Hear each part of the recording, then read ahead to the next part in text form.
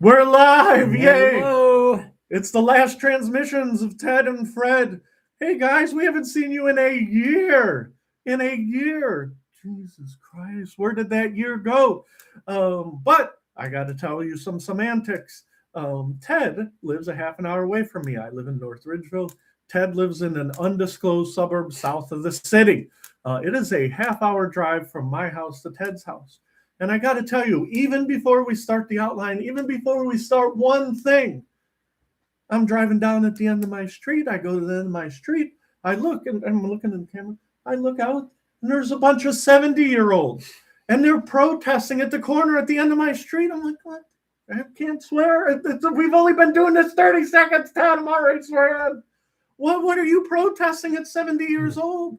Well, they got a big giant sign. It says "Stop ICE." I'm like, listen, ICE isn't even in our city. I live in a suburb of Cleveland. What are you people doing, right? And so, you're not off the hook, Ted, okay? Because we're going to get to when we get to your house.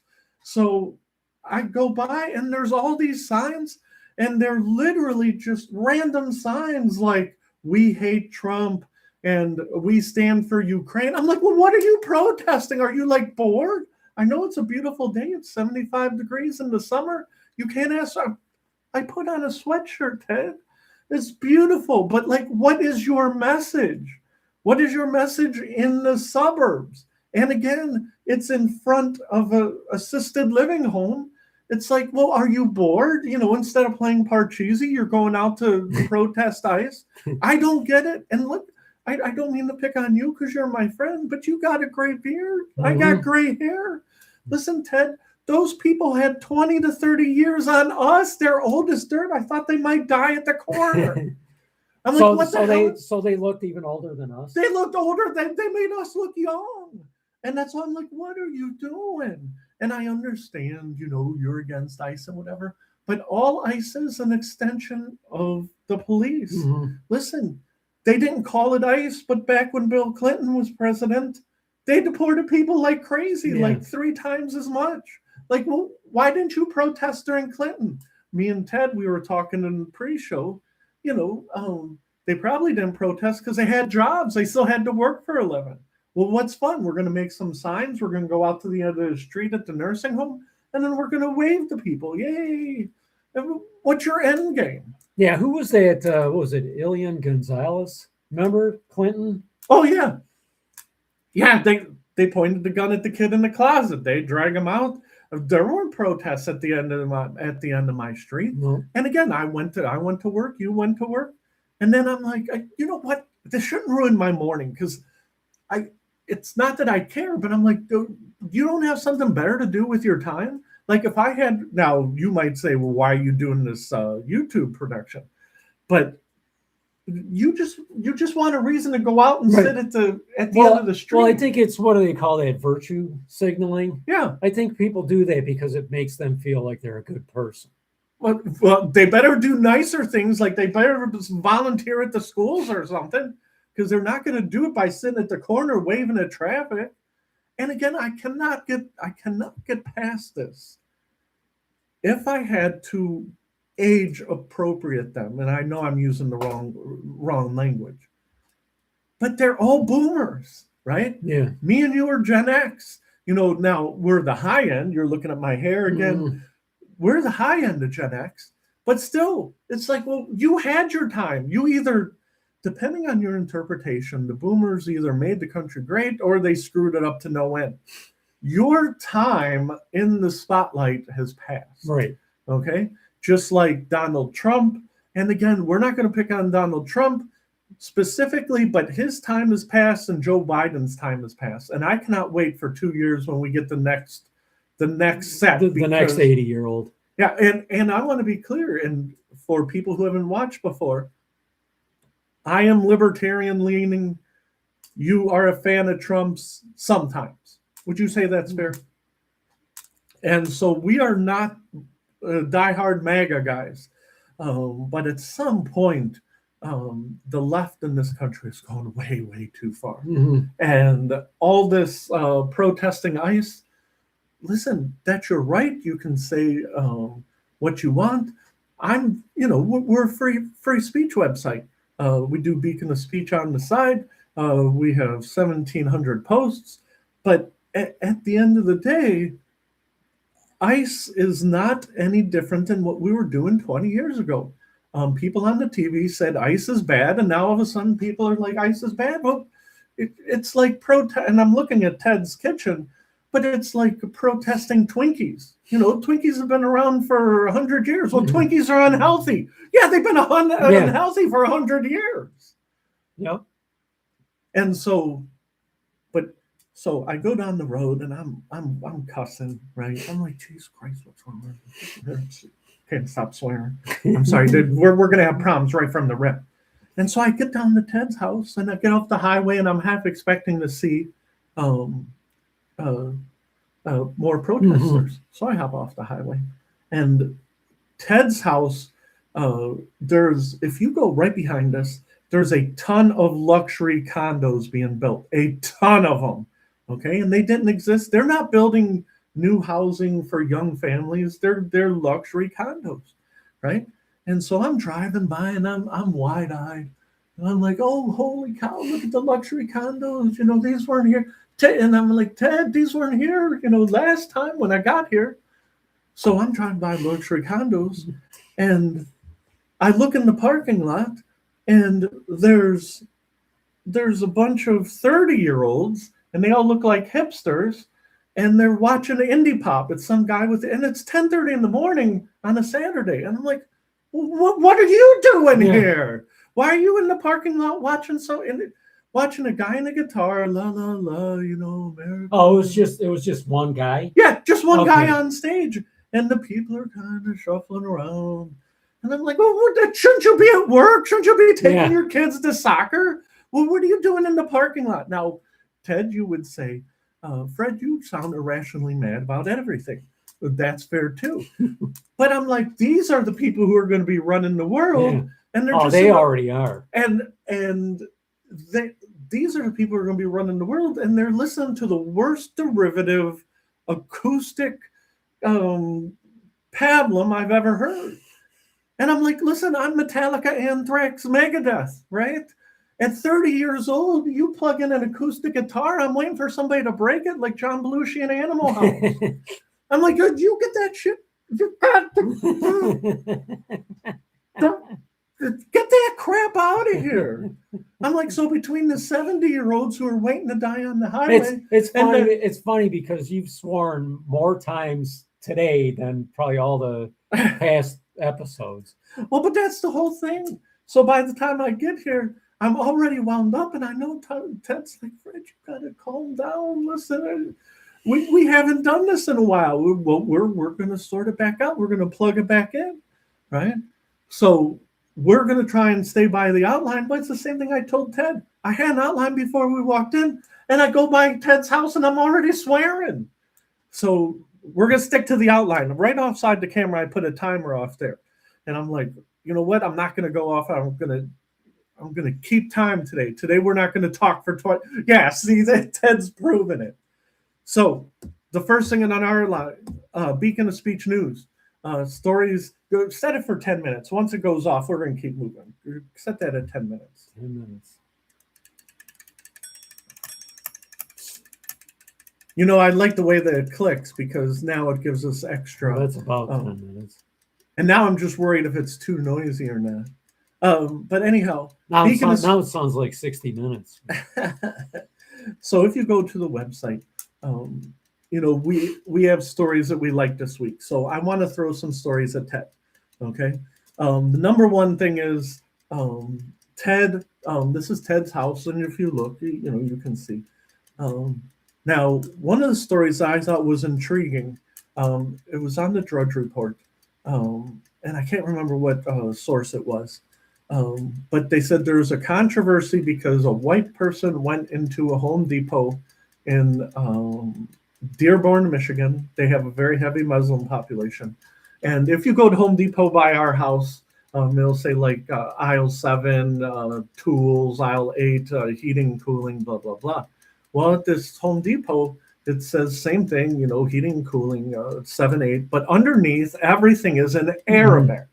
Now, if you go to Home Depot, now Ted hasn't told me the answer. I think I know, but Ted hasn't told me the answer. If you went to a Home Depot and you saw Arabic writing in the subtext, do you fundamentally have a problem with that? No. Okay. Oh no, that's fair because right, supposedly in some parts of the South, they said, "Well, what's the big deal?" It says, "Here's the number. Here's HVAC." Yeah, I mean, whatever. as long as there was English, I wouldn't care. Oh, I want to be clear. I agree. Okay. As long as English is the top language, I don't care if you have Arabic second or Spanish second, or say you live up by Canada, you got French second. However you want to do it, as long as you don't take English off the main Right. text, I don't care. Right. I don't care. But it was a huge story because now people are starting to protest and they're starting to boycott Home Depot based on Arabic writing on the So subtext. that was in Dearborn? Dearborn, Michigan. Okay, so Arabic was underneath. Yeah, Arabic is underneath. Well, see, the way I look at it, it just reflects your population. Oh, I agree. I agree. But when I saw the story, I'm like, Ted's rational, but I want to know your opinion because in my head, it is a non-story. But again, because we're in a capitalistic society, people worry about optics, right? So when you're worried about optics, some of the people who said that they want to boycott Home Depot said, well, you know what? We don't have to go to Home Depot. If we want to go buy a lamp, we're not going to go to Home Depot. You know what we're going to do? We're going to go down one stop. We're going to go to Lowe's. Mm-hmm. And how do you like them apples for putting Arabic on your signs? And again, I don't care. I agree with Ted. If you have a population that's Arabic, I don't have a problem, and I don't even have a problem if you put it up and you rank it. Because there's places in Europe that do this. English is on top, Arabic 2, Spanish 3, French 4, blah blah blah. I don't care. As long as you got English on the top and you're not like, well, we don't want people speaking English in our building and we take off the English. Do you feel the same way? Mm-hmm. Oh, see, that was easy, Ted. That was a fast one. This past week, fighting over grass. There was an article. I know you don't care about World Cup. We're going to talk about soccer all day today, just to antagonize Ted because he doesn't care. So it is in the rules. If you host a World Cup, all the fields have to be grass, right? And so there's a lot of artificial turf in America, right? So all of that was real grass then? All of the World Cup. Because I actually watched a little bit of it. Yeah. And so it's all real grass. But the NFL does not dictate that it has to be real grass. So what they're doing is they're taking the grass back out. Okay. Now, this is the trick question. I already know Ted's answer, but I'm going to ask him anyhow. The NFL? No, not the NFL. For now that the World Cup is over, they're taking out the grass. Okay. How much would you pay for the grass from World Cup? 0. They're hardcore fans. They are selling patches of grass, and when I say patches, I'm going to put this up here. Literally, I think they said it was 3 inches by 3 inches, right? $3,500. You want to buy a 3x3 patch of grass for? So it's like sod. So yeah. It has so you could plant it like. Oh yeah. In theory, and I'm now we're by the window, so if we look out here and we can plant the grass, and you can plant it in like a planter, and in theory grow the grass, and it will expand its grass, right? So. But in theory, it's still $3,500. I could buy so many other things for $35. How much of a hardcore fan do you have to be to buy a clump of grass? $3,500 for that? Yeah, for a clump of grass. So let me throw this back at you. You remember Cleveland Stadium and the last day? Yeah. Me and you have talked about this before. I have some relatives that were at that game, and I think I know who that and is. Tore some stuff up. We've talked about that. Let's say last game at the Cleveland Stadium. Would you want a clump of grass this big for 35. Was there even any grass there? What? My favorite story of the old municipal stadium, and I've told this to Ted 10 times. I'll tell it again. Art Modell was so cheap that by the 8th game, the whole field is tore up. Right, the whole field is tore up. He doesn't want to do any maintenance. They're going to have TV cameras. He used to take green paint and paint mud green. It's like how cheap do you have to be to do that? You know what I mean? And so to me, it's amazing. I wouldn't pay anything for grass, even for my favorite sport. Now Ted's favorite sport is football, but I'm like, well, I can't imagine Ted wanting to pay $3,500 for grass from Old Municipal Stadium. Well, I remember watching a clip of the first time the Browns played the Broncos, in the championship. That was what, 86, 87? Yeah. And it was here. And I remember right before the guy for Denver kicked that field goal, he was practicing on the sideline, and they had a camera on him. And he said, he goes, I can't find any grass. He was laughing. He was and that's the whole thing. And Ted, I remember those scenes. The field was in the best condition of anything. So if you're standing on the sidelines, it's even worse. Mm-hmm. Ted, I remember guys standing in like not ankle deep, but you're standing in a puddle. Mm-hmm. And if it's 40 degrees and you got your cleats on and you're standing in a puddle, you're just like, Jesus stinks. You know what I mean? Municipal, it was literally a metal toilet. Mm-hmm. So I'm sorry to dwell on that. We'll go to the next topic, but because you already answered. There's no grass you're spending money for. No. You don't even... Wow, that was fast. That was fast. Hit it again. Put for 5 more minutes. You know what's funny is that it rang, but it's still going. Yeah, that's why I'm confused. I still hear the ticking. Go back to 5 minutes. See what 5 happens. minutes? All right, we'll go from there. We'll see what happens. Okay, we'll go next topic. One of the other news stories we had was Mrs. Carlos Santana. So I read an article at the Huffington Post, and Mrs. Carlos Santana is like 70 years old. And I don't have anything against her. I don't know her. All I know is Carlos Santana. If you said who is the greatest Latin rock artist of all time, I would just automatically blurt out Carlos Santana, right? And so I'm reading about this, and because he's a rock star, and I know it's Latin and fusion and all that other stuff, right? But she was married to him for 30 years. So I'm like, well, why did she break up with him? Well, I'm being stereotypical, right, Ted? And I'm like, well, she probably broke up with him because he was a rock star. And he was probably cheating on her at every turn, right? Now, I don't know that, but this is my preconceived notion. So I'm reading the story, and I'm reading, and they raised. Maybe we should take away the timer. But let it click. We'll see what happens. I'll just keep peeking at it on the side. This is perfect for our show. Yeah, it doesn't work. It just clicks. It just beeps. But so I'm reading the article. I'm reading.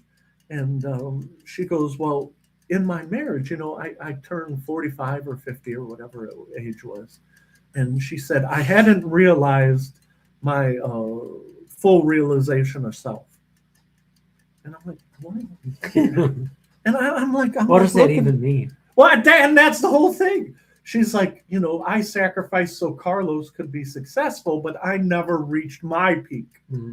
And she goes, I needed to find my calling.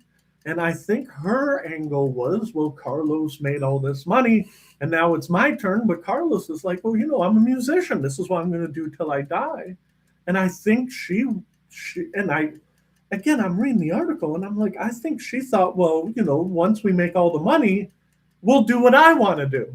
And I'm like, wow, that's very delusional. And I read the article, and I kept going down and going down and going down. And I kept waiting for the money shot. Like, well, I caught him with 2 groupies or something like that. And none of it was. She goes, I need to find myself. And so, Ted, my question to you, I throw it back to you. Mrs. Carlos Santana needed to find herself. Okay. Now, I am a married man. You are a single man. Have you ever heard of a divorce because the wife said that even though she had a bunch of money in the bank, that she just did not feel like her fully realized self? No, that's usually not the reason people get divorced. Well, and that's the whole thing in my head. And again, I am sorry to be stereotypical. I don't have anything against Carlos Santana. Okay. But I think of rock and roll music. I think sex, drugs, and rock and roll, right? And I can't imagine that she would keep that secret. Do you know what I mean? If he was a womanizer, I can't imagine that she wouldn't spill the guts 20 years after the divorce. Well, why? Because I assume he's out on the road.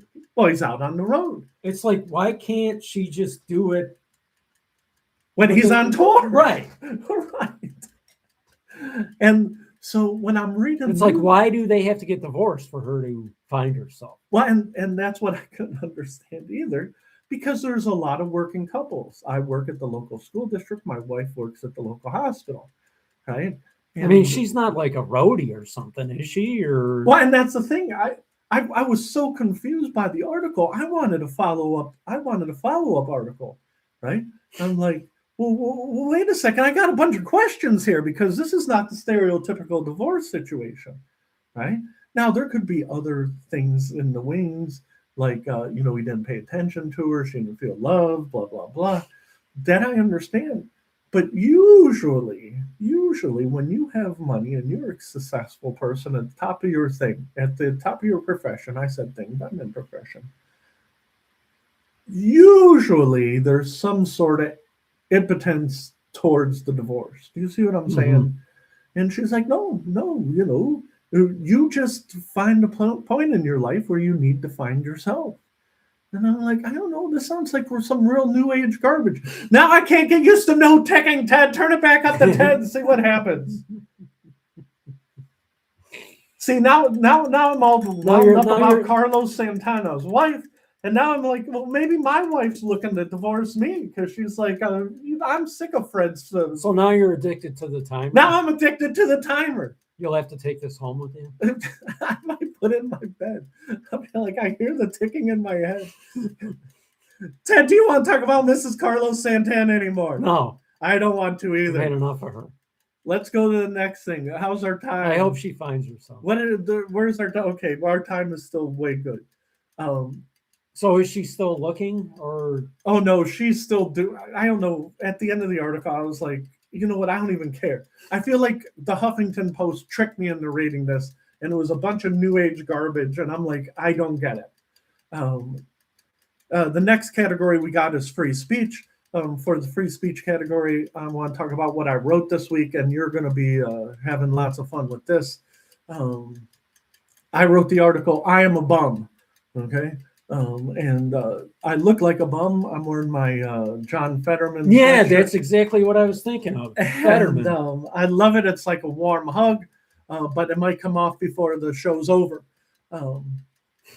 So there was a person on the left. She was on TikTok, and she said that white people have never built anything in their lives. It was all done by immigrants, right? And I said, well, that's fundamentally not true. And so I said, right now, if you go down the street to the city I work, there's Amish everywhere. That when the people are building the $1 million homes in Westlake and Avon, they're not using Hispanics or illegal aliens. They're using the Amish. And for 10 years, this has been the thing. They come out from Middleton, they hop in the van, they drive them up to Avon, and then they build your $1 million house. Mm-hmm. Those Amish they're whiter than me or you. And so I'm like, well, fundamentally, this girl must live where there's no Amish. Like, it's fundamentally wrong. right? But we're going to pick on Ted right now again because that's my favorite pastime. Right behind us, this is technically Ted's stepfather's house that he bought. Is that correct? Mm-hmm. Now, your stepfather, me and you don't talk about your stepfather very much, and we won't get into the gritty. But did your grandfather build this room? Grandfather? Or not your grandfather, your stepfather, your stepfather. No. He bought this house, and Yes. what you see is what you see in its glory. Yeah, I don't even think I mean, this paneling was there when we bought that. Well, So he didn't even put and put that's the why I'm going to paneling pick up. on Ted. If you look, I don't think your stepfather did this paneling. No. I think this is the paneling that was I'm here pretty sure it was. when you got it. And then I'm going to pick on Ted. You did not pick out this paneling once your Yeah. stepfather In his passed. defense, I haven't done anything either. So. Yeah. But me, if you go to my house, we did do some minor improvements. We tore off some wallpaper and we did do minor painting, but we did almost nothing to our house. But the reason I wrote the article, I'm a bum, is my great grandfather who lived in Bedford. He got out of World War I or whatever, and he goes and he gets home. He's got a wife. He's got little kids. And he bought a plot of land and he built the house. And my dad tells me all the time, he goes, your great grandfather built that house in Bedford. And I said, okay, what do you want? What do you want from me? Right? I'm trying to watch cartoons. What's your point? Yeah. And so he's telling me, oh, your grandfather. And then my grandfather, right? He had a whole yard full of roses, beautiful roses. And me and Ted talked about my grandfather. He was a great man, but he was very hands-on. Worked on the railroad. That was your dad's dad? Yeah, my dad's dad. And but he didn't build a house because he was too busy working. But when my dad and my uncle, when they came of age, my grandfather's like, well, my dad built a house and you can build a house. So my uncle built a house. This would have been 1980 something. We'll just for reference point, right? 1980 something. He built his own house. He did the whole thing. He did the floors, did the walls, did the ceilings, did the roof, did everything. My dad bought a ranch, no garage, no barn, literally the cheapest ranch you could get. And then he built the garage and he built the barn. And I'm looking out at your barn. Did you buy that, or did your stepfather build that? I believe he had that built. I don't. But he didn't do it. Well, I mean, he did some of, I think, the work. I can't remember exactly, what, but I think somebody built that, the majority of it. But he did a lot of stuff outside. But the point is that I have a son and he's in his 20s. You can't build anything anymore, even if you wanted to, right? A plot of land where you live or where I live, they start at 80 grand just for a piece of land with no dwellings on it at all. Mm-hmm. No water, no sewer, literally just a piece of land, 80 grand. And that's to start. No kid can start with that. You see what I'm saying? Mm-hmm. Even now, my kid is probably smart enough to build his own house, but he's too busy in college. Now, you can make fun of me and Ted. Ted, you didn't build the last house you were at. We used to pick on Garfield Heights a lot. We keep picking on Garfield Heights because they deserve it. But you didn't build that house. I didn't build my house in North Ridgeville. If you put a gun to my head and said, Fred, you have to build a house, I'd be like, oh, I'm dead. I'm screwed. Okay. But if you gave my kid the resources and said, listen, we're going to give you time and we're going to give you a plot of land for $10,000. You go back to Home Depot, look at the English part on top, right?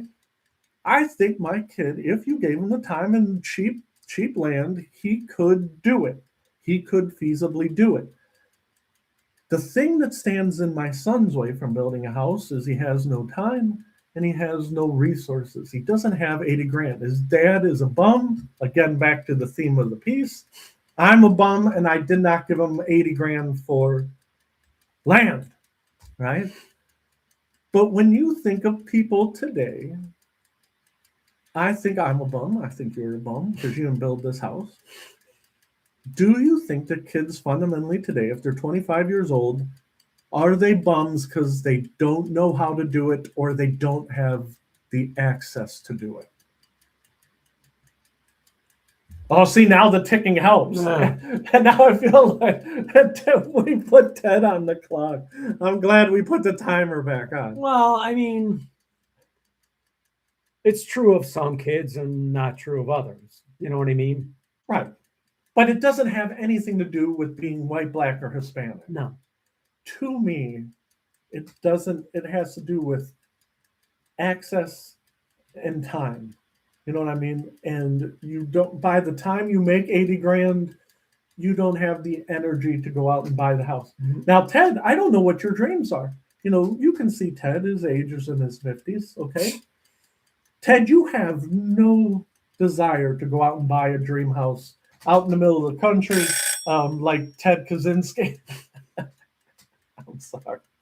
Like Ted Kaczynski and build your own little shed. But yeah, well, what was that, 10 by 10 or something? They said what it was, and it was amazing. Like, See, look at how smart he was, and all he could build was a 10 by 10 shed. He went to Harvard, and all he could build was a 13 by 13 room in Montana. But yeah, but that's exactly right. But I keep peeking over here because I'm like, this room is, it's probably 13 by 15. Would you say that's fair? Maybe Yeah, maybe. 15 by 20. Well, let's put it this way. What are you trying to get, like a comparison between this room and where he was? Yeah, where the Unabomber was. I would say that the Unabomber was probably, he probably had a bed, a sink. It was probably just a little bit bigger than Well, this. what was the dimensions of his? Oh, you said 13 by 13, but I don't know what it was. It was small. It was tiny. It was probably a little bit bigger than like a bedroom. Yeah. And so, as smart as he was, he had a Harvard education. As smart as he Yes. was. So he didn't do anything either. But you do, the point is, your dream is not to move out to the country and build your own house. No, You have no desire to do that. no. And so I want to be clear. I have no desire either. As far as I'm concerned, is I'm going to be in my house until the roof falls in. And when the roof falls in, they're going to cart my ass to the nursing home. And when I'm at the nursing home, I'm going to be bored. I thought you were going to say I'm going to be in my house until they wheel me out of there with a sheet over my head. Well, but that, and then I'll be looking to protest things. I'll be out on the corner with my sign. It'll be the saddest protest ever. I'll be in my wheelchair. But No, those people will be celebrating when they wheel you. oh yeah, they'll be throwing stuff at me at the corner. All right, the timer went off. We're done. We're done with that article. You're not building a house. I'm not building a house. We hit the timer. Hit the timer for 10 minutes. 10 more minutes? Yeah. Okay, now the next topic I had. Oh, great. Now it's not working. Now it doesn't work. Wow. Okay. Maybe we can't go over 10 minutes. I don't know. It must have got stuck. All right, so we'll keep moving. So local sports is our next topic. Ted was all excited. Ted is a huge sports fan, but mostly the Browns. And he thought I was going to talk about Deshaun Watson when we were talking pre. And I'm like, oh no, Ted, minor league soccer. And you could see the color drain out of his face. He's like, you got to be kidding me. Right? And so we're going to talk about what I want to talk about first, and then we'll talk about the Cleveland Browns. So last week finished the season for the Lake County Leviathan. The Lake County Leviathan are a minor league soccer team in USL 2. Okay, Ted, question 1. Do you know what USL is? What is it called? United Soccer League. Oh, okay. USL. Yeah. So basically there's MLS, which everybody knows Messi and Inter Milan. Or not Inter Milan, I'm sorry. Inter Miami. And then you go to USL 1, and then I'm sorry, US. Let me start. I'm already lost. MLS, top of the pyramid. USL, USL1, USL2. In USL2, they're trying to be like single A baseball, and so the Lake County Leviathan play up at the corner, and it's basically the equivalent of single A minor league soccer. They just finished their season 6-5-1. Right? Do they make the playoffs? Yes. No. In USL2, and I'm reading this, and I'm going to put Ted to sleep, but there's a point why I'm telling them this. There's 158 teams in USL2. And you're like, what? The top 35 out of 158 teams make the playoffs. And then if you're one of the top teams, you go up to USL1. If you're terrible in USL1, you go back down to USL2 with the 135 other scrubs. It is promotion and relegation. America only has promotion and relegation in USL1. I'm sorry, USL, USL1, USL2. Do you care about promotion and relegation in minor league soccer? No. Ted, I did that whole setup for a one word. There's no. If I gave you $20, would you go watch the Lorain County Leviathan? Do I have to drive there?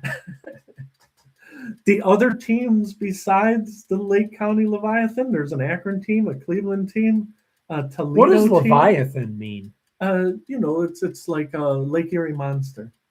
Okay. It's just a different type of monster that lives in the ocean or lake.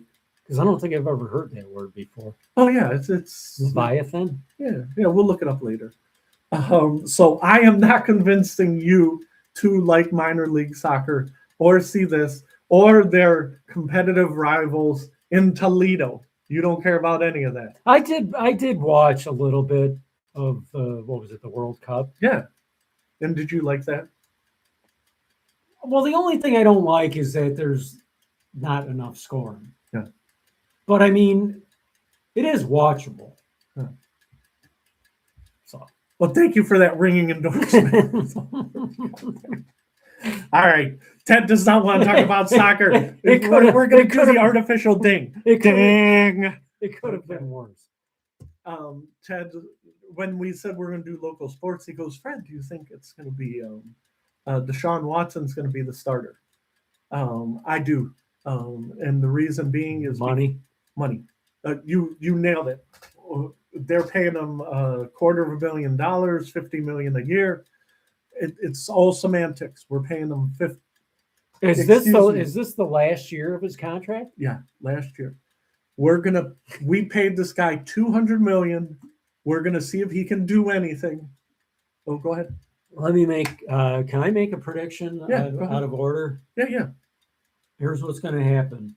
I'm going to write it down. I'm not ignoring that. Deshaun Watson is going to have a great year.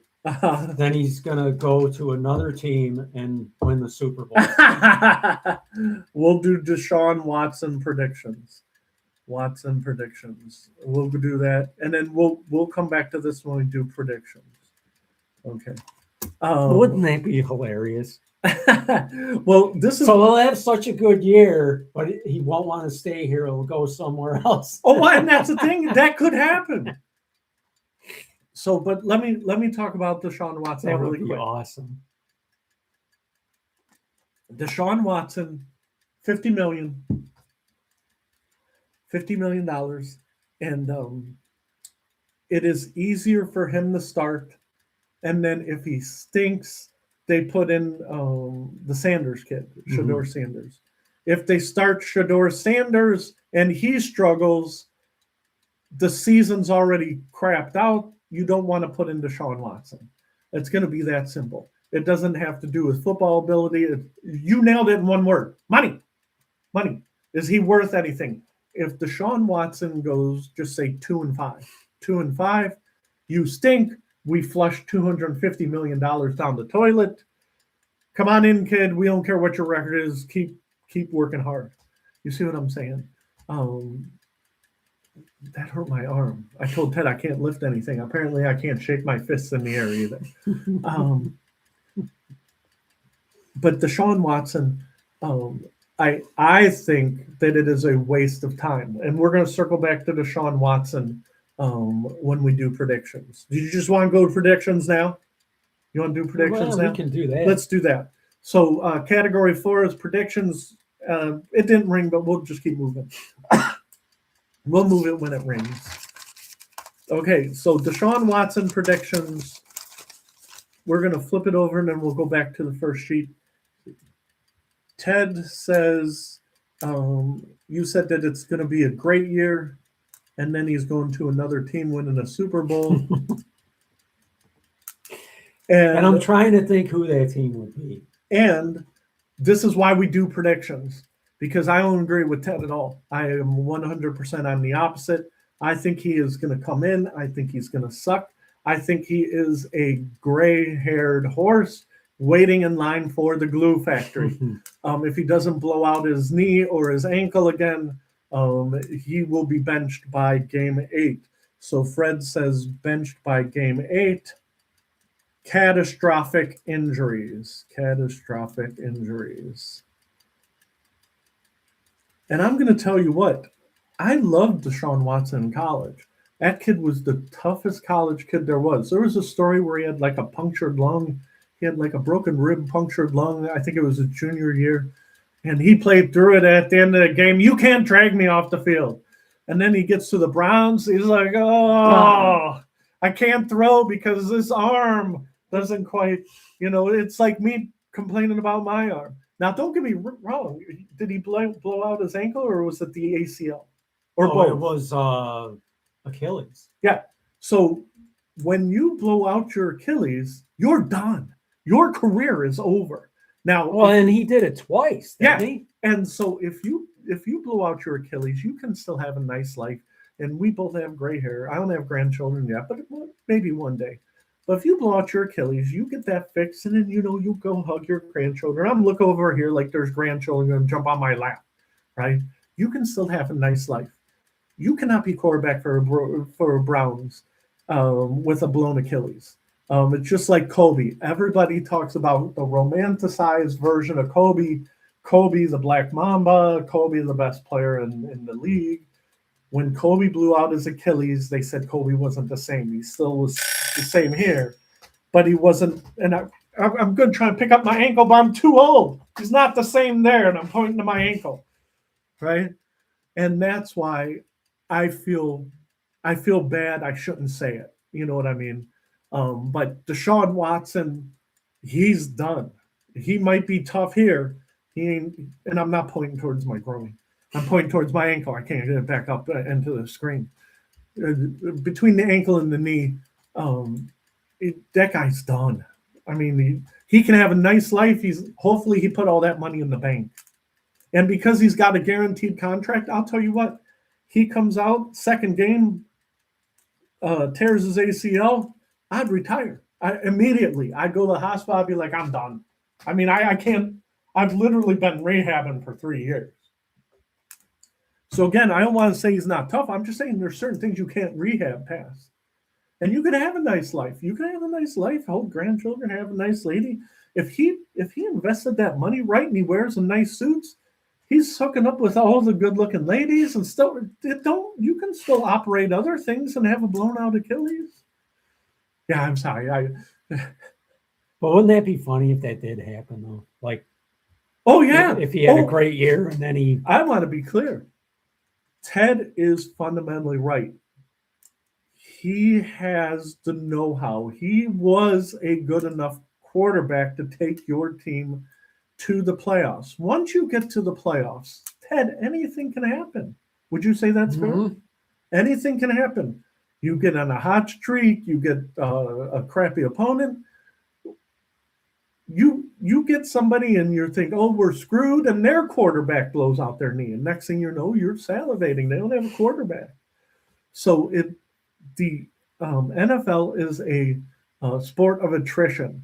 And if Deshaun Watson really rehabbed and put in the work, and he looks like he does, it looks like he did before he got with the Browns, it is feasible that what Ted says could happen. And with our luck, it probably would happen. I agree with That part I agree with, but I think that guy is done. I think that guy is more.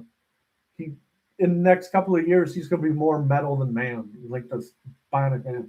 So I'm trying to think who would be like, what would be the funniest like team that he would go to, like. Well, say he went to the Jets. Yeah. Say he goes to the Jets and then wins, and you'd be like, he can win with the Jets, but he couldn't win with the Browns, or the opposite thing, if he leaves and he goes back to the Texans and they win the Super Bowl. They traded him to us. He was terrible. We trade him back to the Texans and he wins the Super Bowl. And we already traded. Who did we trade to the Texans? The running back. Didn't we trade the running back? Oh yeah, Chubb. Yeah. So it would be amazing if we traded back to the Texans and then all of a sudden that they're back in the playoffs. Mm-hmm. So you like talking about Deshaun Watson better or the Leviathan? Yes. Our timer went off. Reset the timer. See, put it for like 9 minutes. See what happens. All right, we're gonna do our predictions. Da, da, da, da. We need prediction music. We'll use the timer as our prediction music. All right. I wonder if they can hear that. I think they can hear it. I think they can pick it up. So first one, you like Trump. I don't like Trump. Will Trump live out his term? Donald Trump has dodged a bullet literally 3 different times. But I'm going to tell you something. Underneath the sweatshirt is a big dad bod. Ted is actually in really good shape. For his age, he is probably for close, his condition. Yeah, for he is probably in as good a shape as you can be for his age. You have the right amount of body fat. You can see his arms. He's got good muscle tone. Ted looks good. I got the dad bod. When I leave Ted, I'm already going through my withdrawal. I haven't got any. I'm drinking water right now, and a free ad. Hint water is really, really good. It's really good. I have an addiction to caffeine. I got to run out and grab some pop and a cheeseburger when I'm done. Okay. When you're done, you will probably have a healthy meal for lunch or dinner, a sandwich. But the point is that Donald Trump is a billionaire. Donald Trump eats McDonald's more than I eat McDonald's. When you are 80, you cannot eat McDonald's as much as he does. And again, do you think he really eats McDonald's a lot?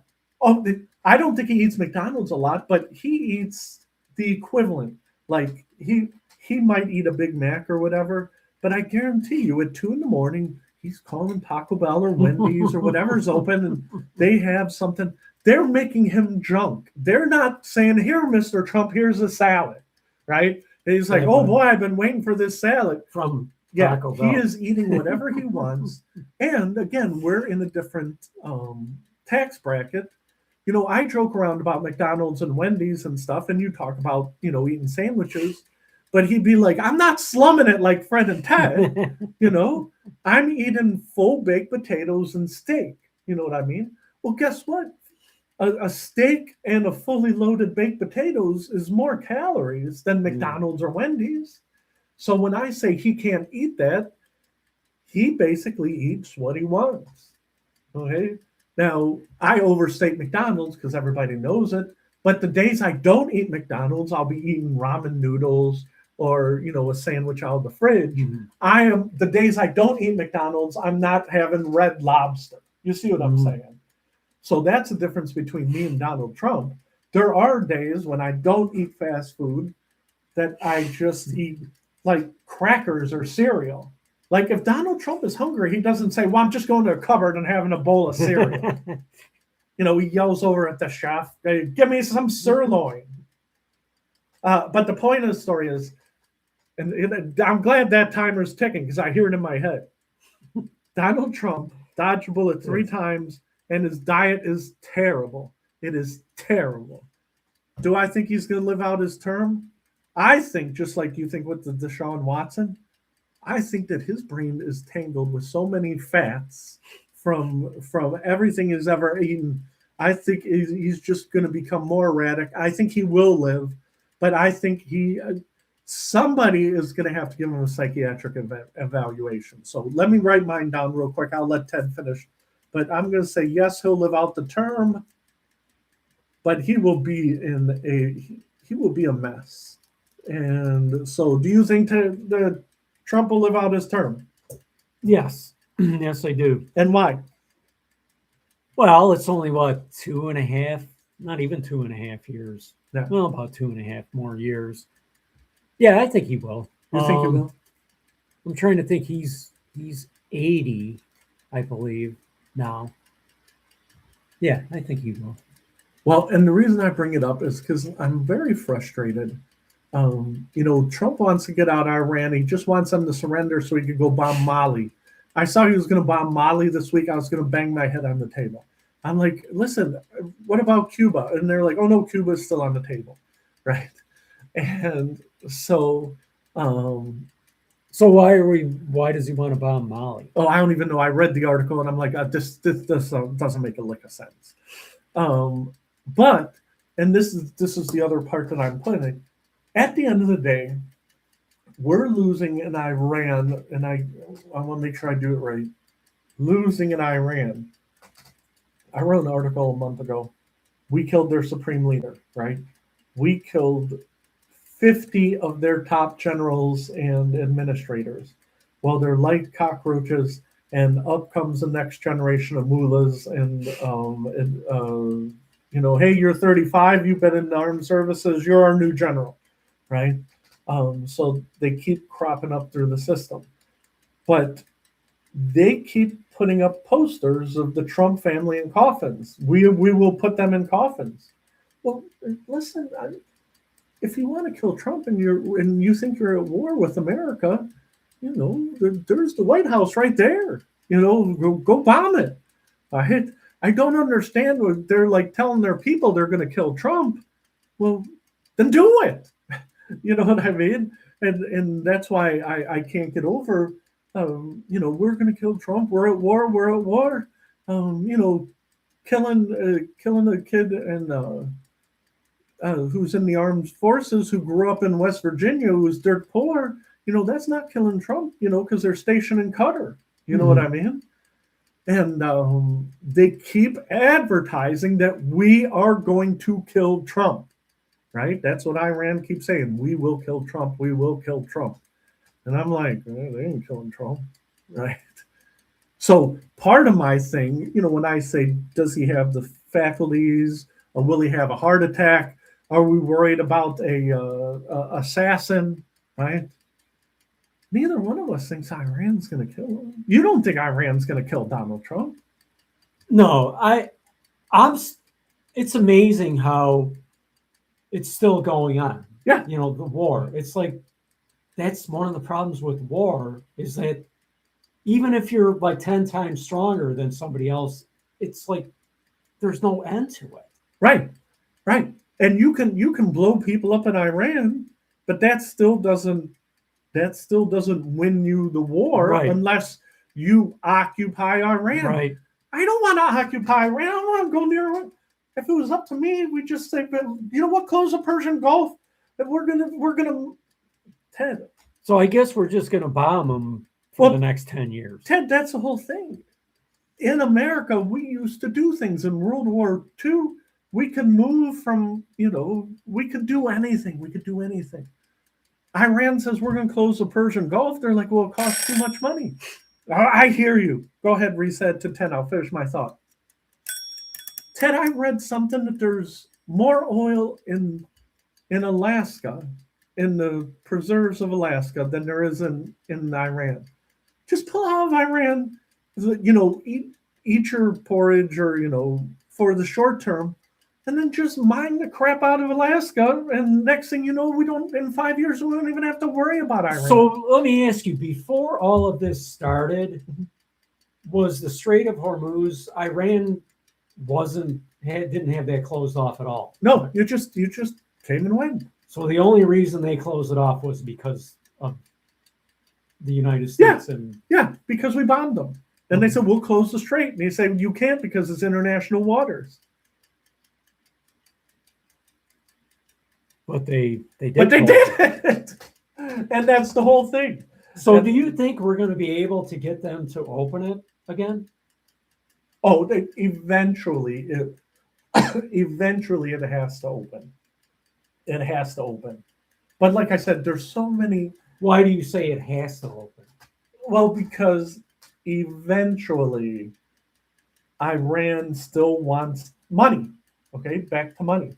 Okay, Iran. but we're not going to bomb them enough to where they open. Well, and that's the thing. Donald Trump thinks if you bomb the Iranians, eventually they'll open it. Well, they're saying the exact opposite. Not only are we going to keep it closed, but we're going to close the Red Sea too. And so that's why at some point it doesn't. If you're not going to go topple the government Right. and then occupy Iran Right. and then say we're going to rebuild your country like we did to Japan. Right. Iran's like, we're just going to let you bomb us, and then we'll keep the strait closed, and then eventually you'll capitulate because your citizens don't want to pay $10 a gallon for gas.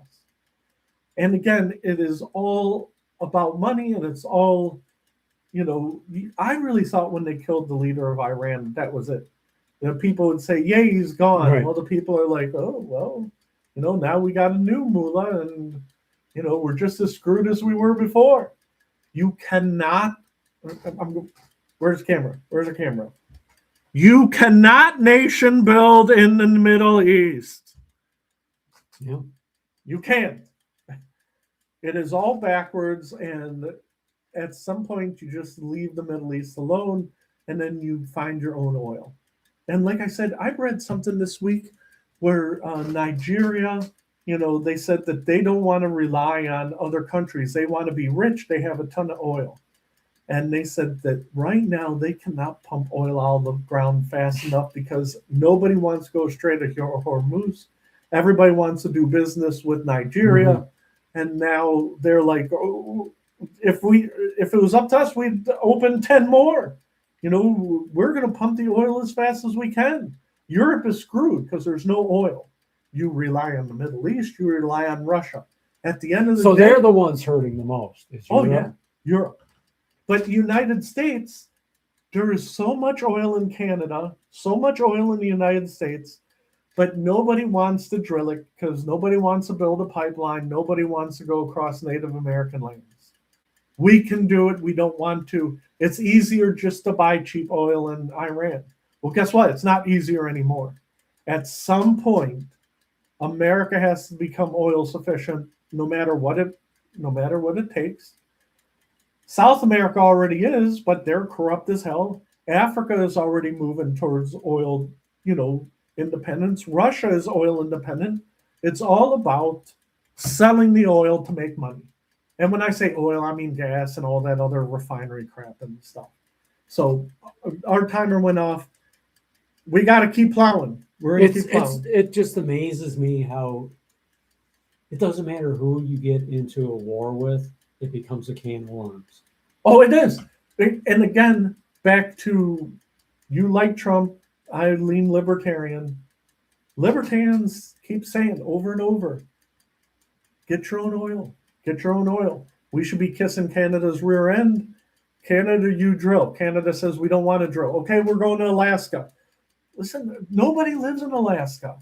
If you're going to you need to exploit Alaska. Now people are like, oh, we hate Fred Hunt. He wants to exploit Alaska. Do you like cheap gas or do you not? Like, if you take away the customer base and we say we're going to drill our own oil. The people in Iran, Iraq, they said we're going to drop it down to 20 gallons a barrel. And it is cheaper for you to buy oil from us than it is to drill in your own country. Mm-hmm. We should say too bad. We're too stupid. We're like, you drop it down to $30 a barrel. We won't drill in Alaska. Again, we shouldn't be playing this game. We shouldn't be at war with any countries in Africa, in the Middle East. Well, but go ahead. But we didn't go in there for that reason. Oh, you're right. You know what I mean? We went in because of the nuclear thing, right? Right. But, and again, everything, Ted, I want to see where I wrote it down. I don't remember. This is the philosophy of what we're doing from now on, from here to the end. Fred's philosophy is, Ted already knows it. What's Fred's philosophy? I don't know. Everything is a scam. I'm putting it on here, and we're gonna, and I'm shaking the camera because I'm writing so violently. What's Ted's theme? My theme is everything is a scam. What's Ted's theme? I don't know. What is my theme? You can think about it. We'll come back to it. Who will win the 2030 World Cup? Ted said he watched some of the World Cup. We watched some of the World Cup. I thought it was very enjoyable. I love soccer. Soccer. I said, who's going to win the 2030 World Cup? And that's my prediction. Who will win the 2030 World Cup, Ted? Now, before Ted answers, this year the final was Argentina versus Spain. Spain is a juggernaut. Spain, I think they have 58 straight 58 game non-losing streak. Spain is basically unbeatable. And by coincidence, in 2030, the World Cup will be in Spain. So not only did they win this World Cup advantage, not only are they unbeatable right now, but they're the hosts of the next World Cup. Also, with France and Morocco, they're doing the co-host. So I'm guessing you think Spain is going to win. No, I think France is going to win. I'll say England. You're going to say England? Okay, let's put that down. Let's put down England. Ted says England's going to break through. This year, England came in third. And I'm just going to say one or two quick soccer things. It is feasible. It is feasible. Next World Cup, France, Spain, Morocco are the hosts. Morocco made it to, I believe, the top 8 last World Cup. This World Cup this year, I believe that they made it to the round of 8 or the round of 16. I think that the next World Cup, in the Final Four, I think France is going to win because I think Zidane is coming out of retirement to do it. Ted doesn't know who that is, but he's the famous French headbutt guy. But I think 3 of the Final Four will be the host. France, Spain, Morocco. And the reason I'm bringing this up is they're going to take their home field advantage and they're going to turn it into the Final Four. 3 of the Final Four will be the hosts. Now, I'm throwing it back at Ted. Ted, who were the hosts this year and how did they do? Who were the hosts? It was us, right? Who are the other 2 teams? Who are the other two hosts? Other 2 hosts. I couldn't have timed that any better. It was United States, Mexico, Canada. Oh, yeah. Okay. And each one of the 3 lost in the round of 16. This was the year that because America was the host, they lose in the round of 16 almost every year.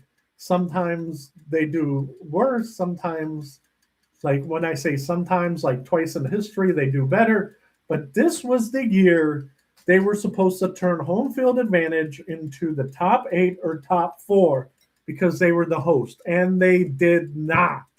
They did not do it. And it's going to be an even bigger failure when Morocco makes it to the top 4 because they're a really good African nation when it comes to soccer. Last 2 World Cups, they've them doing great. When they have home field advantage, I think that they are going to turn it into Thunderdome. It'll be like Mexico at home. Every game, Mexico, their fans turn it into a huge home field advantage. But I think Morocco's actually gonna turn it into something on the field, not off the field. Mexico. Yeah, Mexico. They did great. They ran into England, your choice, and they got the hammer dropped by England. England's a very good team. Again, they came in third this time. To say they're going to win, and to top it off, the English fans are terrible. But England to France, say the game's in France, that's like going from Ohio to New York. You know what I mean? England can load those stadiums. They can load a stadium in Spain. They can load a stadium in France. Do you think England's going to be in the top 4? Oh, I think England will for sure be in the. Depending on England might play Morocco like in the 8th. excuse me, but England will be in the top 8. I guarantee you. It just depends on when they run into them. You see what I'm saying? The way they set up the brackets, if France wins their bracket and Spain wins their bracket and Morocco wins their bracket, they'll set up the final bracket so they wouldn't meet until the final 4. Does that make sense? They can manipulate the brackets that if you win, you get a prize. I'm looking, we went over the 1 hour mark. I keep talking about soccer. Ted hates soccer. Hit 10. Let's go to our next prediction. Go ahead and hit that timer.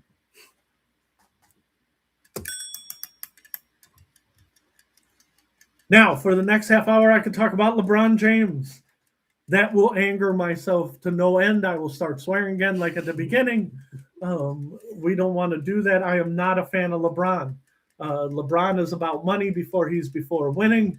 And every time people think otherwise, I am proven right. Okay? So our next prediction.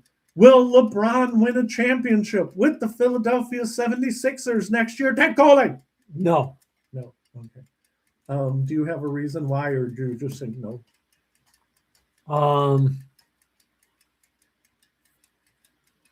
Well, he's what, 41? Yeah, he's 41. I And I'm ranking right now. I'm not ignoring you, Ted. Go ahead. think he's going to run out of gas. You think he's going to run out of gas? Yeah. I there's something to that, and I want to be clear. Go ahead. Because I think when you get to be that age, you just hit a wall. Yeah. You know what I mean? He might be fine now, but it's when it happens, it's going to happen fast. Yeah. I say no also. Same reason as Ted, but I think it's going to be a little different. I think your keys to winning the championship for 76ers next year is LeBron James, Joel Embiid. Okay? Joel Embiid's 32 years old. He is 7 foot tall. Once you're 7 foot tall and you hit about 25 years old, your body breaks down like an old crappy car. No offense to your crappy cars, Ted. So Fred says no. Not only that, but Fred says by January 1st, either Joel Embiid, and I'm going to write this down, either Joel Embiid or LeBron James will be on the injured reserve. And then they'll be like, we don't have enough to get over the hump. I wouldn't be surprised if they're both on the injured reserve. Now, don't get me wrong. They got parts in Philadelphia that even if LeBron James and Joel Embiid were injured, they can make it to maybe the Eastern Conference Finals. Maybe. If everything broke their way. So how far did Philadelphia make it this year? I believe they were out in the second round of the playoffs. But I am not a fan of LeBron, and all week everybody's like, he's coming back, he's coming back. Yeah, I know. And I said, no, he's not. And I went online and said, no, he's not. Fred, you're a hater. You have negative attitude. And then the whole way driving here, between leaving my house and seeing the senior citizen protesters and seeing the 30-year-old hipsters, all I heard on the radio was LeBron was never going to come back. If you rated the NBA like you rated the World Cup, the Cleveland Cavs came in 4th. They lost in the Eastern Conference Finals to the New York Knicks. Okay, but they still did better than almost everybody else in the league. If you would have added LeBron James to the Cavs and it was all about basketball, they would be one of the favorites to be in the finals because you're adding LeBron James to a team that made it to the Eastern Conference Finals. You see what I'm saying? And so they would have been a favorite. Why did he go to the 76ers? That is for a lot of people to speculate. I have, again, back to Ted Coley, I think it has to do with money. They're like, he only made $4 million. There's a lot of stuff on the edges. So did James Harden leave? No, he's still a free agent, but nobody else wants to pay him $60 million. So when LeBron James goes to the 76ers, he signed for $8 million for over 2 years. He's still on the Cavs. Yep, Pardon? he's still on the Cavs till he signs with someone else. But nobody wants to sign him. Nobody wants to sign him for that money. That's $60 million a year. Yeah. Shoot. See, Ted doesn't even want him for $60 million. How old is he? 37. He's getting close to LeBron, where at some point, do you want to win or do you want to make money? They could probably sign some better players if he signed for $4 million over 2 years or $8 million over 2.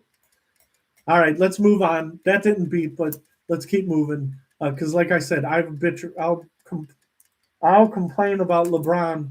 I'll complain about LeBron the rest of the show if Ted let me. What we're doing right now, what we're trying to do is tighten up the pace. We have the timer. You can hear the timer ticking in the thing. I tried to have an outline. I told Ted I would like to keep the outline moving forward, 10 basic premises, including predictions, blah, blah, blah, blah, blah, blah, blah.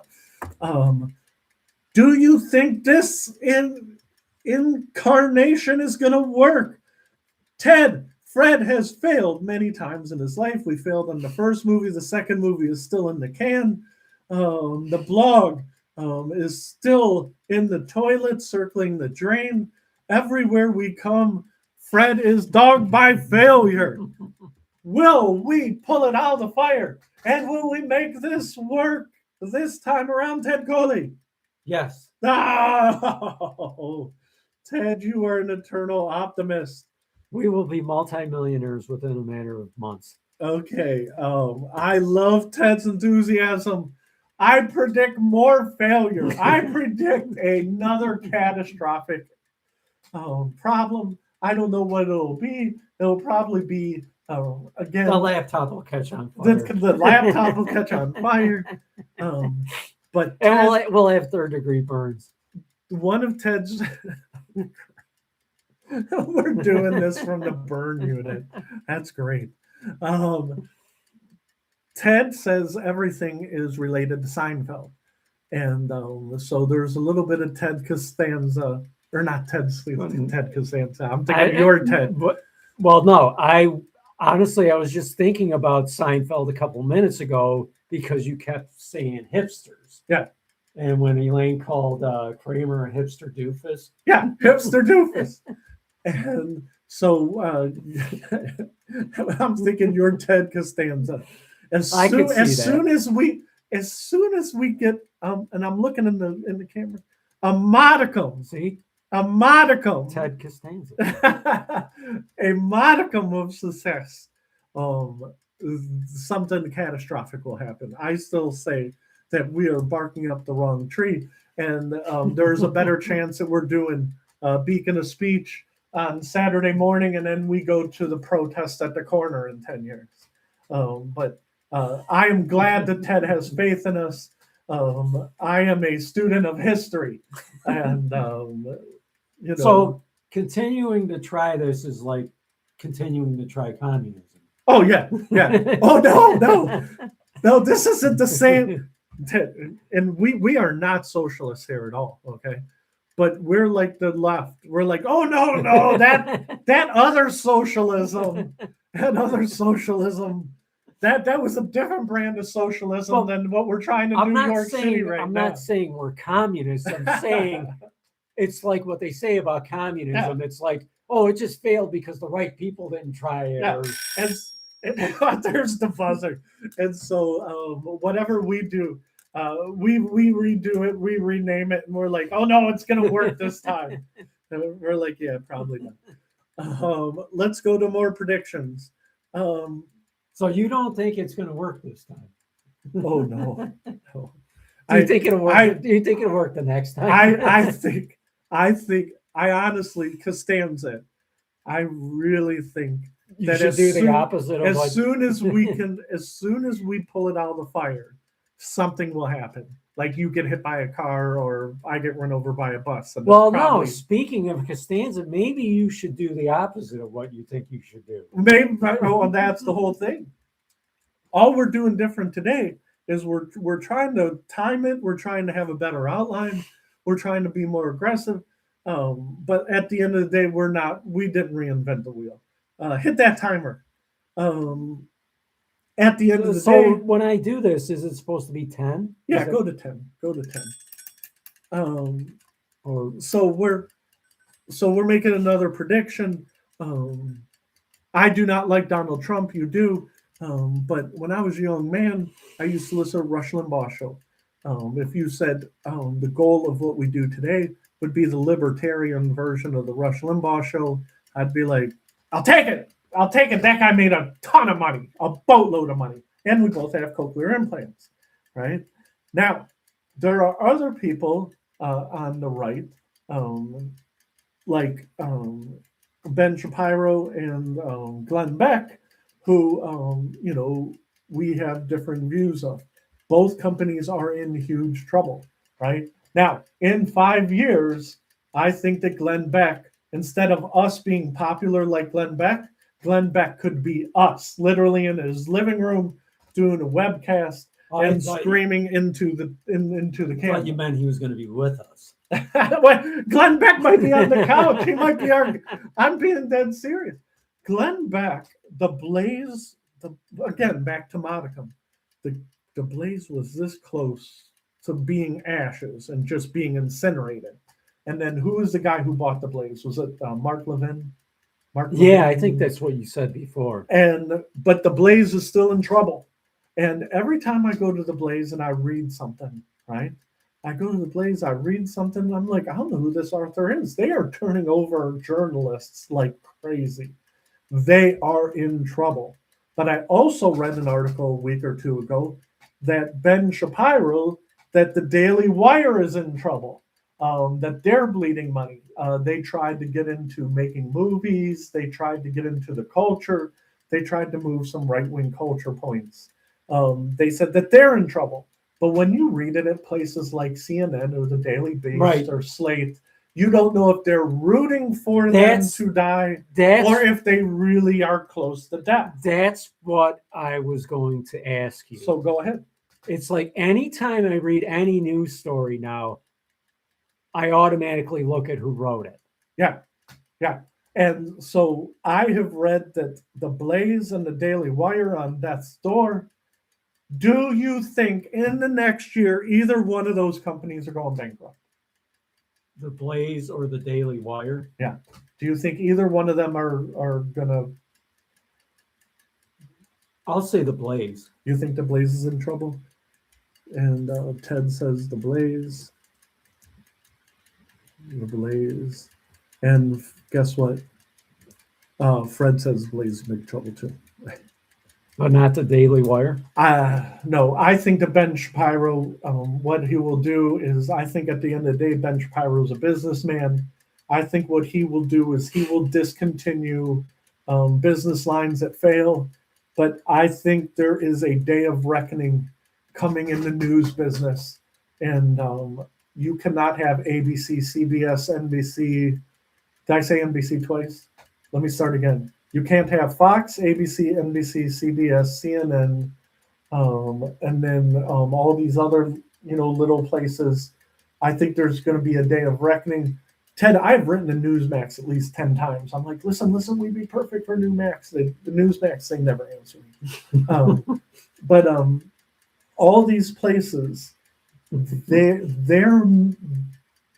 model of what they do is going to be replaced by either local or streaming news. All this cable news and all this network news, and this is where we're going. And this is my goal. And Ted, you can say again back to this is why things don't work. I still think the way to go is local TV because, and me and Ted have talked about this before. I have cochlear implants, or else we would be looking at radio, and I cannot do radio. I just can't. Because of this, okay? But I really believe that all these little, Ted, me and you talked about this. How many local stations are there if we take an antenna and we put it up and we try to get something out of the air? How many stations did you say you could get? What total on my Yeah. TV Yeah, through, on your TV. through an antenna? Yeah. I think it's now. This is including everything. I think it's 65. Those 65 channels, out of those 65 channels, probably 10 of them are original programming, right? The rest of them are all reruns. Would you say that's probably true? Mm-hmm. At some point, when cable finally dies, things are either going to move to the local model or they're going to move to the streaming model. I think the cable is close. Cable's closer to dying than Donald Trump is. You see what I'm saying? Do you know anybody who still has cable? My in-laws do, They do. and I think they pay like 180 a month or something. But I mean, your parents don't. Do No, they? no, my parents never had cable. When cable came, my dad said that the cable company was the devil. What they wanted to do was drill a hole in the wall. Next thing you know, there's a hole in the wall. The kids are watching too much TV. Insects like ants and whatever, and mice are getting in your house because of the cable wire. He said, "I need that kind of headache for somebody who's making just over minimum wage." No, I mean Which was another way to say he did not want to pay for cable. No, I admire him. I wish I wish I never had it. I mean, I got rid of it like, I don't know, 4 years ago or something. So that was our last prediction.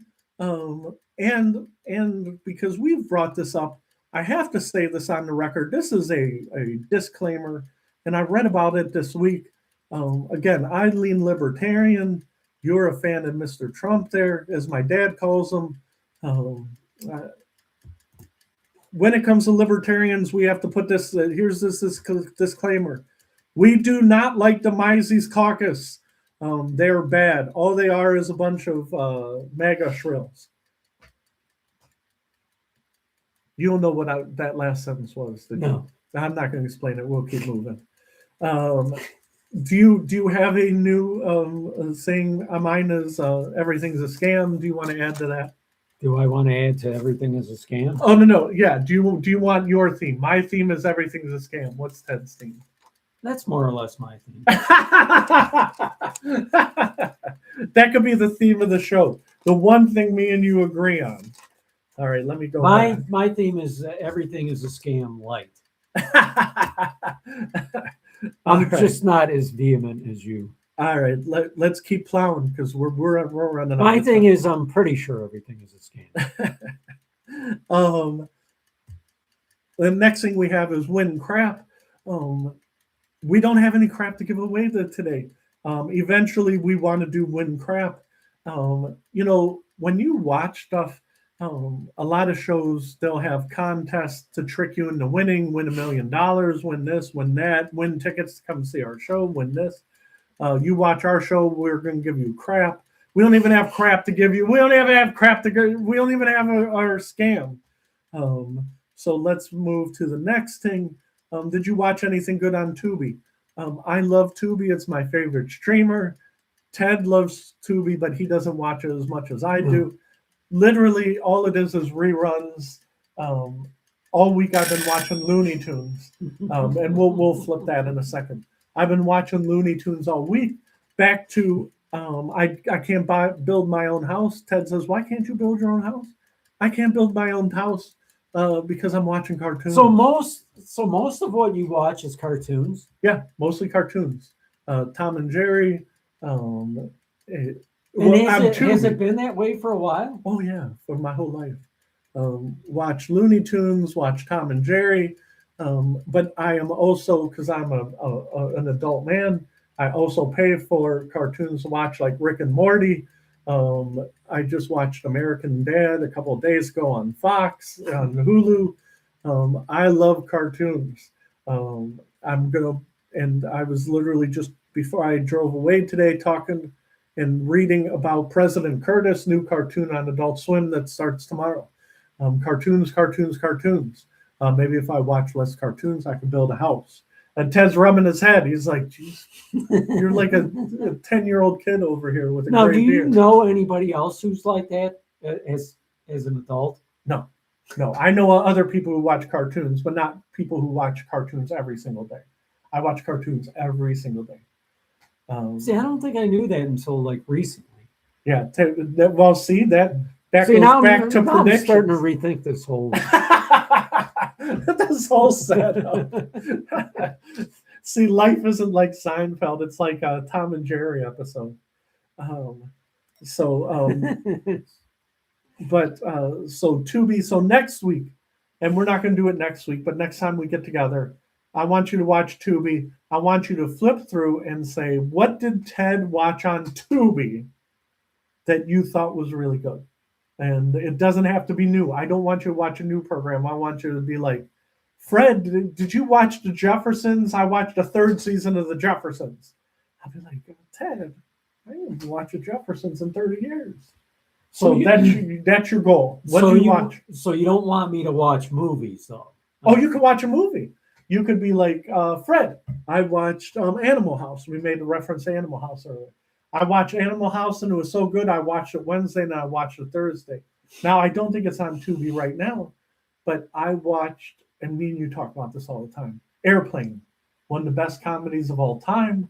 The one night about a month ago, I was like, how come nobody ever talks about Airplane 2?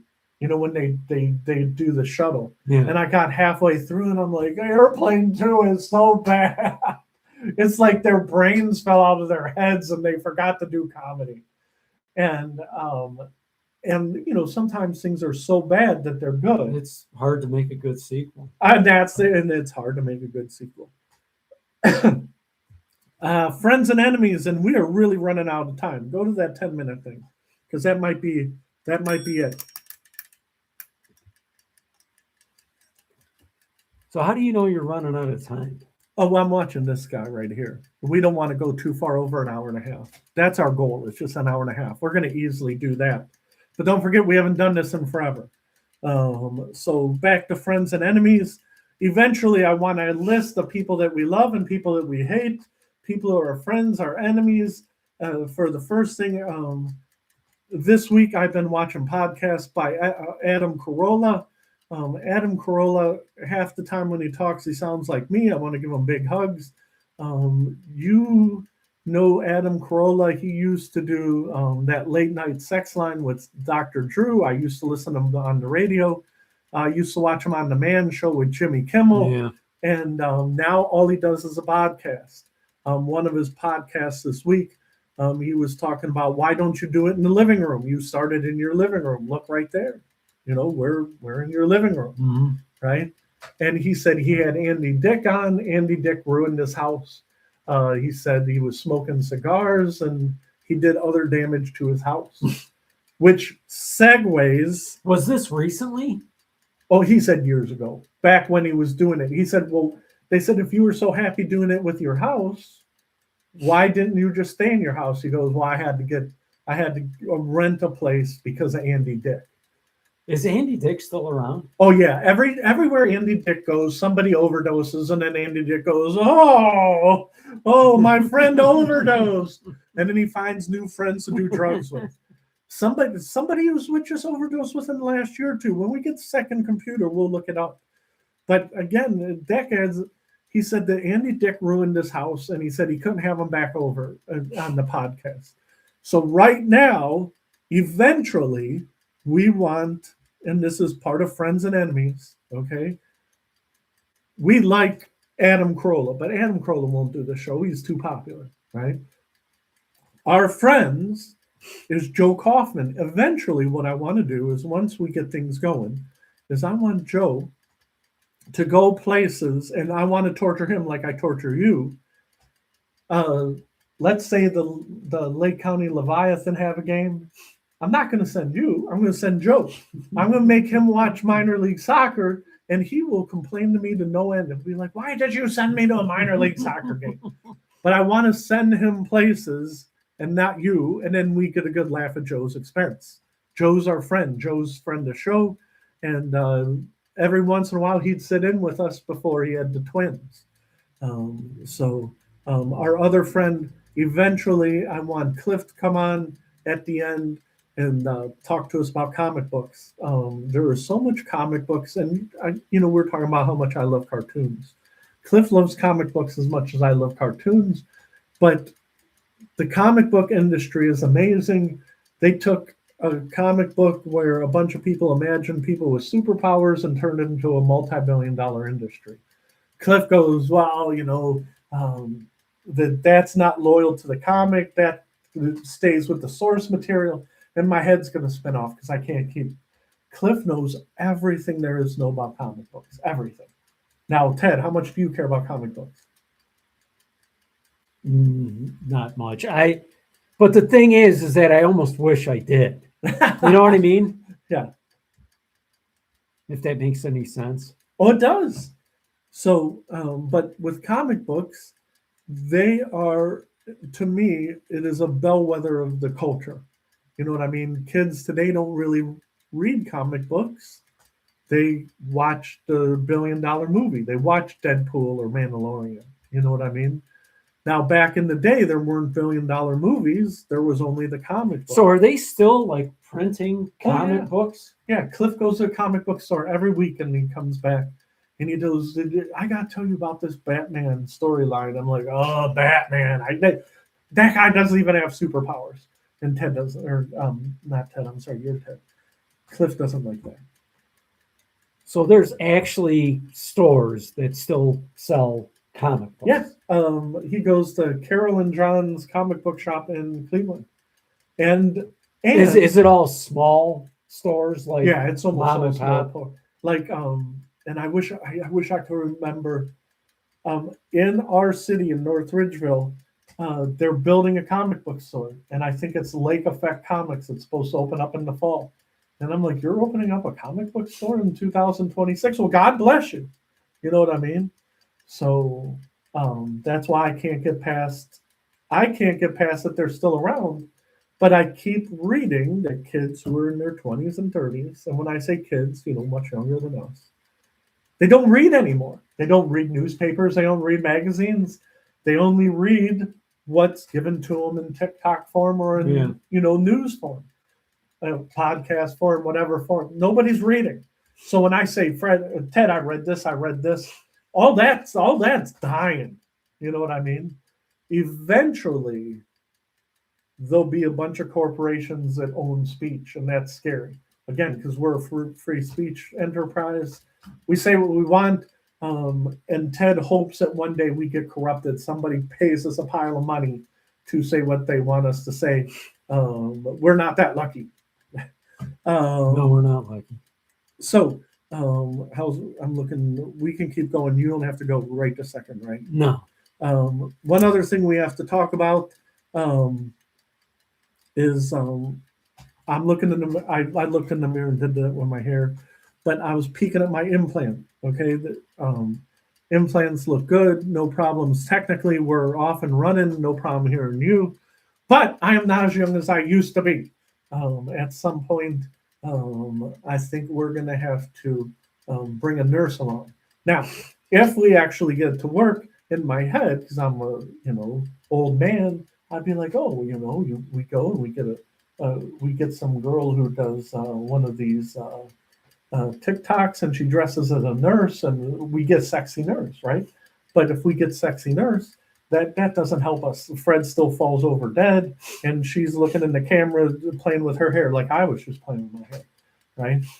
What we need is a real nurse. Now, do we know any real nurses? We do. Mm-hmm. Nurse Dan, right? I think we got to bring that Dan and that capability to be my nurse, right? Dan is a nurse? Yeah, he's a licensed nurse. Now, that's not what he's doing right now. No. But he is a licensed nurse. At one time, he had a nursing license. And I think we have to bring Dan along to be my nurse. Now, the viewer says, no, we think you should go get a sexy Instagram nurse. If you throw a rock and say, are there any sexy Instagram nurses? In Ohio, we would probably get a stack of applications. Now, Ted is thinking, let's do that. That's a better idea. But I think we should bring Nurse Dan on in that capability, and he can come on and he can make sure that I'm going to live through the episode. Now, whether I live through the episode, I might have an aneurysm or a heart attack. But Ted is pretty even tempered. I step on Ted a lot and I apologize. But you living, to me, Ted is going to live to be 80 or 90. I might not live 80 or 90 minutes. I might not live to the next I might not episode. live driving home, right? I could be, I'm Ted, I'm being dead serious. I know I am really wound up today. It beeps. I'm really wound up today because I'm telling you, this is what might happen. This is what could feasibly happen. I drive away. I tell Ted, thank you for doing the show with me. I think it went really well. And you see another protest and it angers you so much. Yeah, and I start screaming out the window. I start screaming out the window, screw you! Or get a job. Run into a tree. Yeah, you know. I'm in my mid-50s. These people are 70, and I'm taunting 75-year-old protesters. That's more on me than them. But if I'm screaming at them and, go, I blow out my vocal cords and I have an aneurysm. I crash into a telephone pole.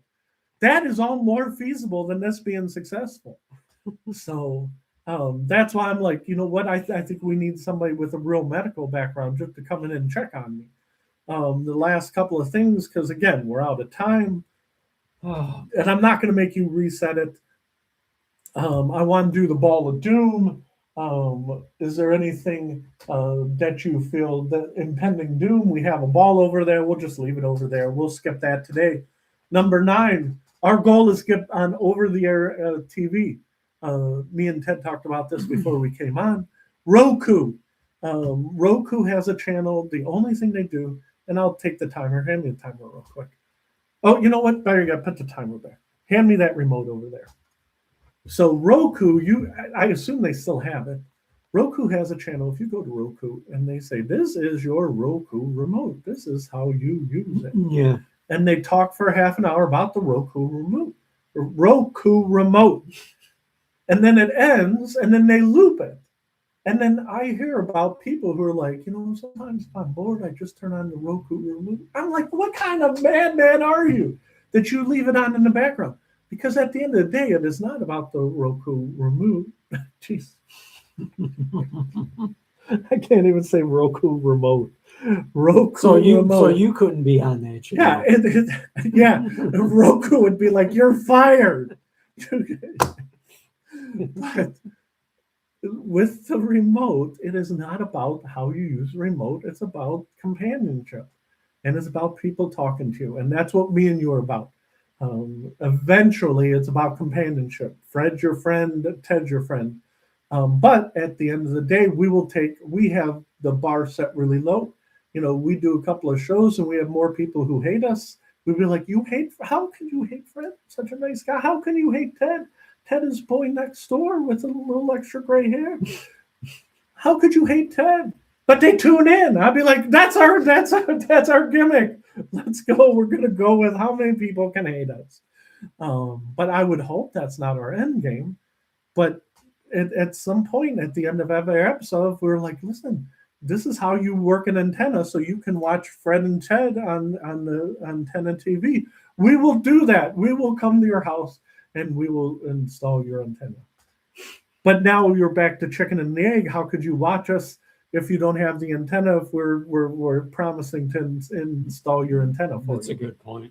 So it's really a false promise. It's another scam. Last thing, song of the day. No matter what me and Ted do, we always do song of the day because music is soundtrack of your life. I love music. It doesn't work for me. You still love music though, right? You still love music. Mm-hmm. You'll listen to music on the way home. You just wish that they played a better variety, right? So let me throw this back. I wrote it on the thing, but I didn't do it. The lead singer of Sick of It All died yesterday. Ted's not familiar with Sick of It All, but they're New York hardcore. I went to see him in 1997, sat in the front row. Probably part of the reason I'm deaf. But saw them and they were incredible. Sick of It All wasn't an independent band. and they did a fantastic job. But New York hardcore is a real niche. Um, and their lead singer died after a 2-year battle with cancer, and that guy suffered a ton. I wish him well in the afterlife. But song of the day today is the anthem "Us Versus Them" by Sick of It All from the mid '90s, and the lead singer death, Lou Koller. His death will kill the band. That'll be it for the band too. They haven't announced it, but that's. Aren't you glad I brought it down on a down note? How many people were in the band? Just 4. It was lead singer, guitarist, who was his brother, bass player, drummer. It had the same lineup since like 1993. So this incarnation of the band, when they had their hits, on college radio, 33 years. Very sad. Do we want to do an up note, or do you want to end on a sad note?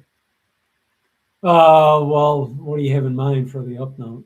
That what? What do you have in mind for the up note? What do we want to do for up note? Oh, crap! We skipped by a whole section, Ted!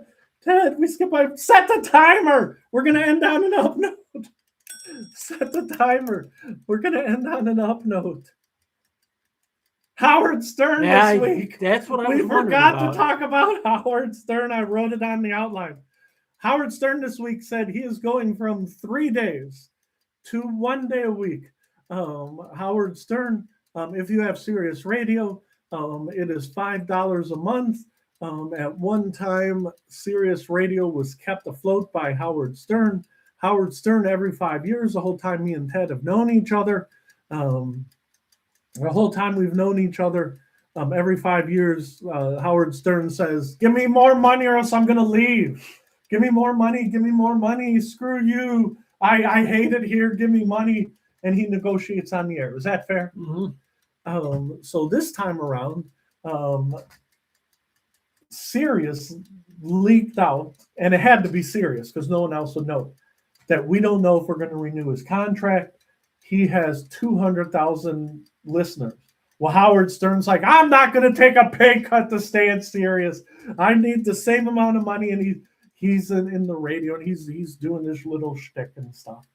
And behind the scenes, supposedly, he was like, listen, I'll save face and I'll sign the same, but I can't sign for less money. So Sirius is not only paying Howard Stern, but he's paying for the Howard Stern contract. You see what I'm saying? Or not contract, catalog. I said contract, I meant catalog. So he's paying for the catalog. After he signed the contract, he says he's going from 3 days to 1 week. Sirius had to know this. Do you see what I'm saying? So now there's a lot of angry people who are saying, "Why am I paying $5 a month for 1 day worth of content?" Maybe you'll see that protest on the way home. That'll be the next protest. They're protesting Howard Stern. So we're going to end on an up note. Well, I was thinking it's like pretty soon we'll be doing more shows than he is. Well, and that's the whole thing. We're going to end up on an up note. If we ever get any sort of viewership, right? Or we make things work where people are watching, we are going to hit our goal. What's our goal? I got to write this down. I'm sorry to shake the camera because I write violently. Goal, okay? Serious or not serious? When Howard Stern was on terrestrial radio, he had 20 million listeners. Now, how do we know? I had 20 million listeners! 20 million! Right? That's how you know, right? Now, I don't know if it's true or not. I just assumed it was true because that's what he screamed in the radio, right? Now he is down to 200,000 listeners because that came out in the last contract negotiation. So that means 19.8 million people turned off the Howard Stern show in the last 15 years, which, if you think about it, that is incredible for somebody who is still doing the same exact thing. You know what I mean? Let's say you're the NFL, you get 50 million viewers, and then next thing you know, you got 50,000. Well, guess who ain't getting paid millions of dollars? You see what I'm saying? Now, I don't think the NFL is going to collapse, but if you do the math, out of those $200,000, out of those 200,000 listeners, how many do you think are in New York?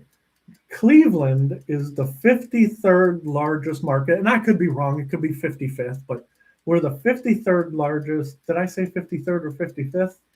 53rd. Okay, whatever it is. We are not even in the top 50 largest markets in America. We're not. Okay? So if you do some math, if you take 200,000 people, a lot of those people live in New York because it's a New York show, right? A lot of those people live in New York. How many people out of those 200,000 people are listening to Howard Stern in Cleveland? In Cleveland. I did the math and I divided it by 50 and did this. My best guesstimate, and again, this is guesstimate, there are 2,000 people in the greater Cleveland area listening to Howard Stern. Okay? So this is how we're going to end the show. I was teasing. I think eventually we're going to have some modicum of success. Okay? But I really do think as soon as, and I said modicum 5 times, remind me next time, don't use that word. But I really think that we might break through and then something will happen. Does that make sense? But if we do, our goal is 2,000, okay? Because as soon as we hit the magic number of 2,000, you know what we're going to do? We're going to have a Howard Stern funeral. Just like when he'd beat people in Cleveland, he'd have a funeral. He'd beat people in Buffalo, he'd have a funeral. Beat people, he'd have a funeral. When we get 2,000 people watching us, we're going to have the Howard Stern funeral right here. And we're going to have it, we're going to march it down, and we're going to have a good time. We'll have comic book Cliff and Nurse Dan, and we'll walk down the street with a little casket. We'll tape it up, and I'm sure we will make some sort of news that we are very immature and very petty. Would you say that's fair? Mm-hmm.